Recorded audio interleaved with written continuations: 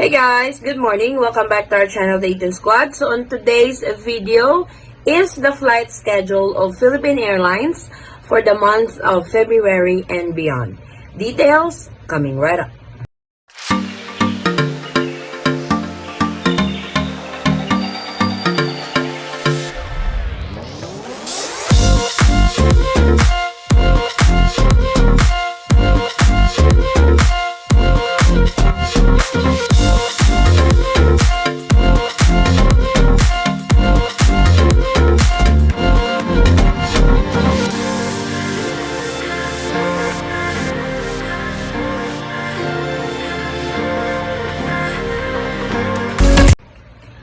So Philippine Airlines has posted the recent flight schedule to the Philippines coming from abroad for February and beyond. So in this video, I will be showing you guys the different schedules that they have for this month. So let's get to it. Advisory number 144 as of 31st January 2020, 10 p.m. Dear PAO passengers, we have added more international and domestic flights to serve you better. Kindly check daily our social media accounts or www.philippineairlines.com for updates as schedule may change for reasons beyond our control. International flights, alert! New quarantine capacity limitations have prompted authorities to impose flight arrival restrictions at Manila Airport, thus requiring airlines to cancel some previously scheduled flights and or reroute other flights to other airports such as Cebu and Clark. Please check regularly for flight schedule updates. There are new entry restrictions for certain types of travelers to the Philippines. You can check on this link if you are eligible to fly to the Philippines starting February 1. I will also leave this link in the description box of this video. So if you have been following this channel, we have updates on who can travel to the Philippines starting February 1 of 2021. Because there are some changes on the travel restrictions starting February 1, the Philippine government has just lifted the travel ban for 36 countries. So starting today, February 1, they have opened up, but still with limitations on who can only enter the Philippines during this time. So let's go over the different flight schedule of Philippine Airlines all over the world. Manila to Los Angeles and vice versa, they have 4 times a week, every Tuesday, Thursday, Friday, and Sunday. For Manila, San Francisco, and vice versa, they have 2 times a week, every Wednesday and Saturday. For Manila, New York, they have once a week, every Friday. For New York to Manila, they have once a week, that's every Saturday. Manila, Honolulu, and vice versa, they have once a week, every Friday. Manila, Guam, once a week, every Sunday. Guam to Manila, once a week, every Monday. Manila to Toronto and vice versa, once a week, that's every Wednesday. Manila to Vancouver and vice versa, 2 times a week, that's every Thursday and Saturday.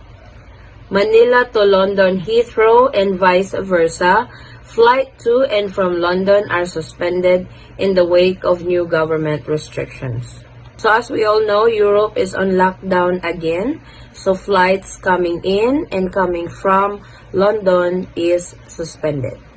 From Manila to Auckland, February 8, note that this flight will stop over in Brisbane. Auckland to Manila on February 9. Also take note that flight will stop over on Brisbane. Manila to Brisbane, their schedule is on February 8. Manila to Sydney, their flight schedule is on February 13 and 27. Sydney to Manila, they have on February 14 and 28. Flights will stop over in Melbourne. So please take note of this flight coming from and going to Australia. They have stopovers on this particular flight. Manila to Singapore and vice versa, 4 times a week, that's every Monday, Wednesday, Friday, and Sunday, effective February 5. Manila to Kuala Lumpur and vice versa, Once a week every Wednesday, effective February 10. Manila to Jakarta once a week every Sunday. Jakarta to Manila once a week every Monday. Manila to Bangkok and vice versa once a week every Wednesday except on February 3. Manila to Ho Chi Minh City and vice versa, they have scheduled for February 10 and 24. Manila to Seoul and vice versa, they have 2 times a week, every Wednesday and Saturday, effective February 10. Manila to Tokyo, this is in Haneda, and vice versa, they have 3 times a week, every Monday, Wednesday, and Sunday, except on February 3. Manila to Tokyo, this is in Narita, and vice versa, they have 5 times a week, every Tuesday, Thursday, Friday, Saturday, and Sunday. For Manila to Fukuoka and vice versa, they have 3 times a week, every Wednesday, Friday, and Sunday. Then Manila to Osaka in Kansai and vice versa, they have 5 times a week, every Tuesday, Thursday, Friday, Saturday, and Sunday.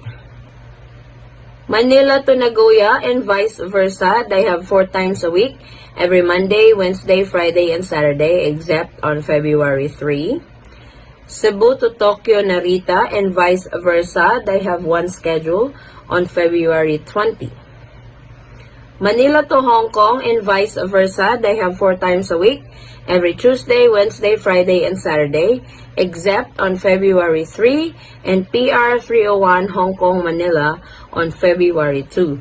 Manila to Taipei and vice versa, 3 times a week, every Tuesday, Thursday, and Saturday, except PR 891 Taipei to Manila on February 2. Manila to Dubai and vice versa, 3 times a week, every Monday, Wednesday, and Friday, except on February 1.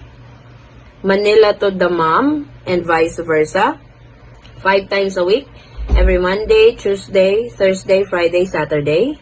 Then 4 times a week, Monday, Tuesday, Thursday, Saturday, effective February 12. Then Manila to Riyadh and vice versa, they have 6 times a week, every Monday, Tuesday, Thursday, Friday, Saturday, except on February 1. Then Manila to Doha and vice versa, they have 2 times a week, every Monday and Thursday, except PR 685 Doha, Manila on February 1.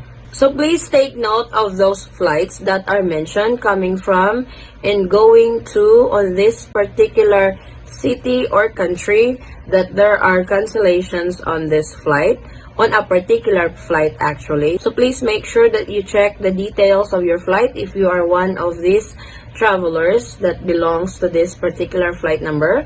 Make sure to coordinate with Philippine Airlines for flight rescheduling. So aside from the flight schedule, the Philippine Airlines also want to remind their travelers for these special reminders. A Trace contact tracing app requirement. All passengers flying to, from, or within the Philippines must download and register through Trace Contact Tracing, a unified and automated contact tracing app, before proceeding to the airport. This is a requirement of the Philippine government authorities for all international and domestic passengers, whether arriving in or departing from any airport in the Philippines, to enable health authorities to notify travelers who may have had contact with COVID-19 patient. Passengers who do not have mobile phones or any other mobile gadgets may go to the Trace Help Desk located near the terminal entrance in all Philippine airports and at the arrival area of international airports for registration assistance and QR code printing. I have made a tutorial on how to download and how to register with Trace app. I will leave the link of the tutorial video in the description box of this video. Arriving in the Philippines. Passengers arriving in the Philippines are required to register on case investigation forms, depending on their travel type and port of entry. For land-based OFW arriving in Manila, you will have to register with Red Cross. For land-based OFWs, create or update your account on the OFW Assistance Information System or OASIS. For sea-based OFWs arriving in Manila, you have the ECIF firstaid.ph. And for all non-OFW passengers, including returning overseas Filipinos, authorized foreign national, etc., arriving in Manila, you will have to register with Philippine Airlines ECIF form. Passengers arriving in Cebu are required to register online not earlier than 5 days prior to their flight departure via the passenger arrival registration form. Passengers arriving in Clark are required to fill out the health declaration card, case investigation form, and the affidavit of undertaking to be collected upon arrival. So I will leave all these links in the description box for those OFW, sea-based, land-based, for non-OFW, for passengers arriving in Cebu, or passengers arriving in Clark. I will leave all those links in the description box for your reference. Payment of the fees for the swab test as well as the cost of hotel accommodation shall be shouldered by the traveler, except that the cost for OFW shall be shouldered by the Overseas Workers Welfare Administration for land-based OFWs and Marina or the local manning agency for sea-based OFWs. For all international travelers, please check the most updated travel regulations in the government website of your destination country as well as your country of departure. These governmental regulations may change frequently and may have an impact on the status of your flight or your acceptance for boarding. Guidelines for affected passengers. If your flight is canceled, we wish to assure you that your current tickets are safe and remain valid. For details on your option, please see here. So I will leave this link in the description box just in case your flight gets canceled. Flying safely in the new normal, Philippine Airlines is strictly implementing Fly Safe new normal practices to protect our passengers in compliance with international health and safety protocols. Please bring your own face mask and face shields and wear them at all times at the airport and throughout your flight. We encourage you to check in online and arrive early at the airport to allocate extra time for the new safety procedures at least 3 hours prior to departure for domestic flights and 4 hours prior to departure for international flights. Special reminder to check on updates. This is a developing situation, and it is quite possible that our plans and schedules may change in response to evolving travel restrictions and quarantine limitations at arrival airports. Kindly check our website, www.philippineairlines.com, or follow our social media accounts so that you will be updated the moment we release advisories on new developments. So as a traveler, it is our responsibility to check the latest travel update on the country of your destination, because our new normal now, there will be frequently canceled flights, rerouting flights, rescheduled flights. So it's really important that you check the travel updates of the country you are going to. For example, if you guys are going to the Philippines, make sure that you check the Philippine government website that releases advisory on what are the travel restrictions coming into the Philippines. You also check your airline, what are the protocols, and if there's any changes on your flights and all that stuff, or what do you need to register, or what do you need to download or fill out, or what documents you need to bring. So that's really important to our new normal when traveling to the Philippines. So please take note of those reminders from Philippine Airlines. That way you are updated at all times before your flight. Thank you so much guys for watching, and that's our update for today. If you find this video helpful, please give it a thumbs up and share it with your friends and family whom you know that can use this video as reference. If you are new to our channel, welcome. We do travel updates, and if you're not a subscriber yet, please consider subscribing, and don't forget to hit that notification bell so you will be notified on updates like this.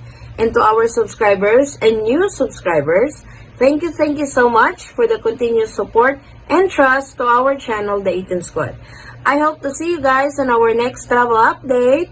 Stay safe, stay healthy, and God bless everyone. Bye! Alright.